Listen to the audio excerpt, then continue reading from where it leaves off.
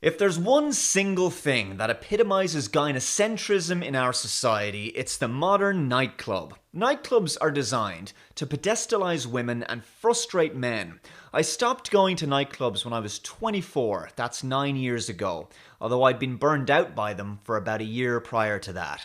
They are literally the worst way for young people to meet each other romantically. They're loud, expensive, filled with sexually frustrated and overly aggressive douchebags, and with trashy women eager to flaunt their looks in exchange for free drinks and attention from men. While most decent and respectable women don't go anywhere near nightclubs because they know they'll usually only find a lot of drunk, horny men there, the women who do attend nightclubs for the thrill of being desired by men, pursued and flirted with. Everything they do to augment their physical attractiveness is done to gain resources from men, and as visual creatures, men's innate desires are helpless to makeup, heels, low-cut tops, and tight-fitting dresses. Let's look at heels, for example. Studies show that men react differently to a woman wearing high heels because of how they accentuate a woman's legs, make her gait more alluring, and raise her ass. All of these adjustments from wearing high heels are designed to make a woman appear more enticing by drawing attention to characteristics of fertility.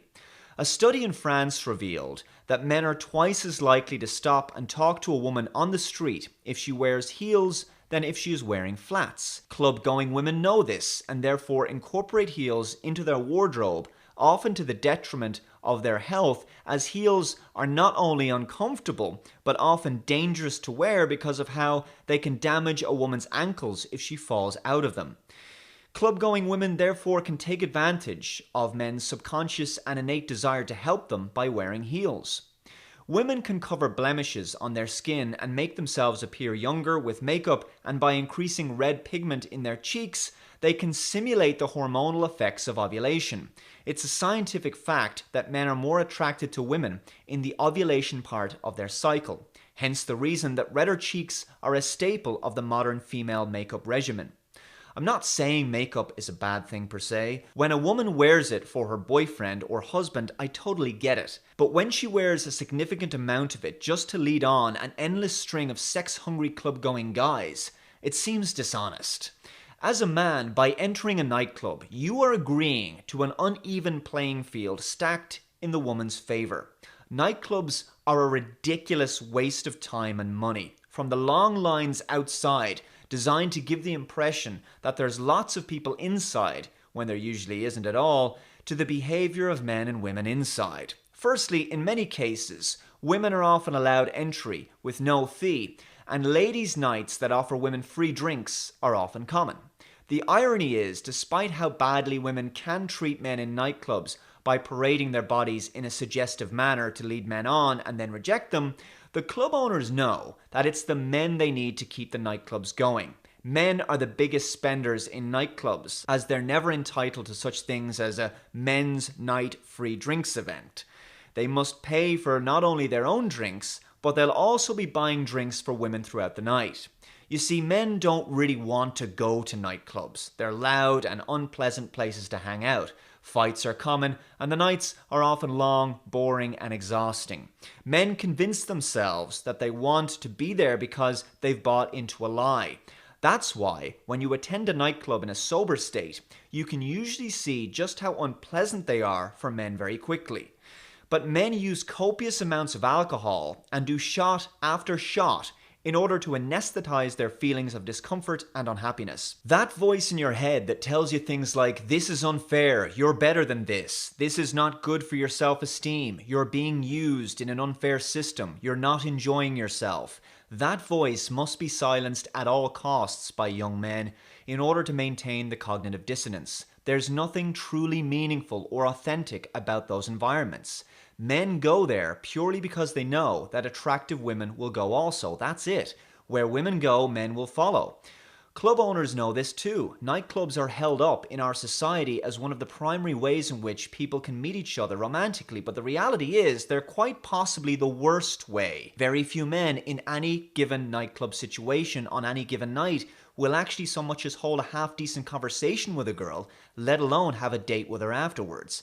The vast majority of decent, respectable men will leave frustrated and dejected, but with enough alcohol on board, they'll happily do it all again next weekend like good little mindless drones.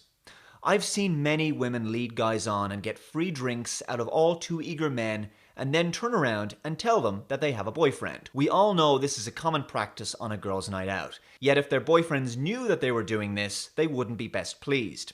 Of course, the kind of shallow, attention-seeking women who attend these venues are an example of exactly what modern third-wave feminism has enabled. A generation of self-entitled women with a princess complex. Now, by no means do I mean to state that all women engage in this behavior. I've dated girls who vehemently despise nightclubs and agree that they are populated by vacuous and vain individuals. However, the bad behavior of these club-going women is encouraged by society. That's the point I'm making. The unfair and messed up gender dynamics of nightclubs are mainstream nowadays, and it seems lewd and indecent behavior is par for the course. Men are idiots for attending nightclubs, and you'll find that if they stopped attending, so too would women, because there would be no one left to receive attention from. Feminism has helped to give rise to shallow pickup culture, and it's the reason PUA men are rife nowadays. But the reality is, while many men just want sex, a high percentage of them don't just want sex. Many of them have either gone MGTOW or PUA because they feel they have no other choice. Finding meaningful, deep, and long-lasting relationships has become more difficult than ever. Many men want to be the breadwinner, the man of the house, with the traditional woman in the home as the domestic goddess. Of course, this ideal setup, which by the way built society, is now considered misogynistic and patriarchal. Men are finding it difficult to find women nowadays who conform to these values because women are encouraged to prioritize a career and working for the man over finding a decent man and settling down. Of course, I have to stipulate that I'm not saying women's only place in society is in the home. If a woman wants a career, she should, and thankfully does, have all the same opportunities as a man to do so. In fact, she has more, thanks to the sexism of affirmative action in education and the workplace.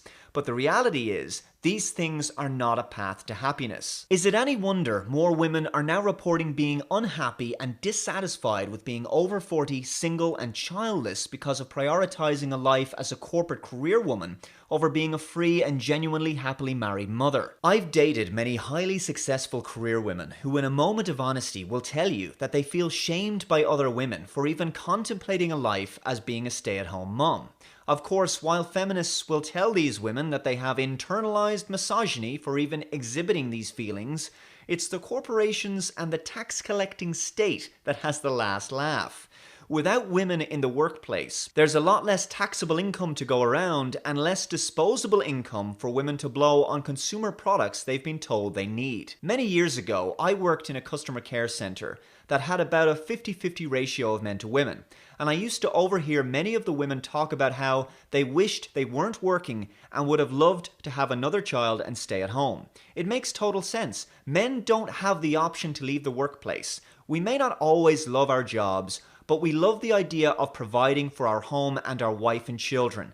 It's what we're hardwired to do as the hunter-gatherer. It's no wonder many women don't enjoy it. The only reason so many couples can't have this traditional dynamic anymore is because the costs of living in Western culture are so insanely high that both parents need to work every hour under the sun to pay for their mortgages, assuming they stay together at all. The modern nightclub is simply an inevitable outcome of a breakdown in gender dynamics. Deep and meaningful social interactions between men and women give way to vapid hedonistic nihilism. Promiscuity for both men and women replaces monogamy, and neither gender walk away from this situation any more fulfilled or happy.